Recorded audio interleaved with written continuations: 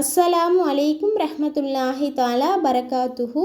இன்றைக்கான வீடியோவில் பிள்ளைகளின் சிந்தனை பற்றிய ஒரு சின்ன விளக்கத்தை இதில் பார்க்கலாம். வயது முதிர்ந்த பெற்றோருக்கு பணிவிடை செய்யாதவர்கள் ஸ்வர்க்கம் நுழைய மாட்டார்கள். பெற்றோருக்கு பணிவிடை செய்வது பாவங்களை நீக்குகிறது. பெற்றோர்களுக்கு தொண்டு புரிவது அறப்போர் புரிவதை விட உயர்வானதாகும். பெற்றோர் இணை வைப்போராயினும் அவர்களுக்கு உதவி செய்தல் கட்டாய கடமையாகும். இறைவனின் பிரியமும் கோபமும் தந்தையின் பிரியத்திலும் கோபத்திலும் இருக்கிறது. பிள்ளையின் ஸ்வர்க்கம் தாயின் காலடியில்தான் இருக்கிறது.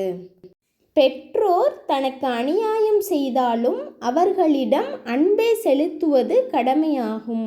மற்றவர்களின் பெற்றோரை திட்டுவது நம்முடைய பெற்றோரை திட்டுவதாகும்.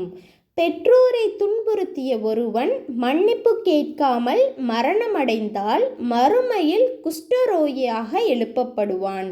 பெற்றோர்களுக்கு தீங்கிழைப்பவன் ஸ்வர்க்கம் நுழைய மாட்டான். மரண வேதனையை விட்டும் விடுதலை பெற விரும்பும் ஒருவர் தம் பெற்றோருக்காக செலவு செய்யவும். எவரேனும் பெற்றோரை திட்டுவாராகில் மண்ணறையில் அவருடைய விலாப்புறத்திலிருந்து தீப்பொறி பறக்கும். எவரேனும் தாயை விட தன் மனைவியை முக்கியமாக கருதினால் அவர் மீது அல்லாஹ்வின் சாபம் உண்டாகும். அவருடைய ஃபர்லான நபிலான எந்த அமலும் அல்லாஹ்விடம் ஏற்றுக்கொள்ளப்பட மாட்டாது.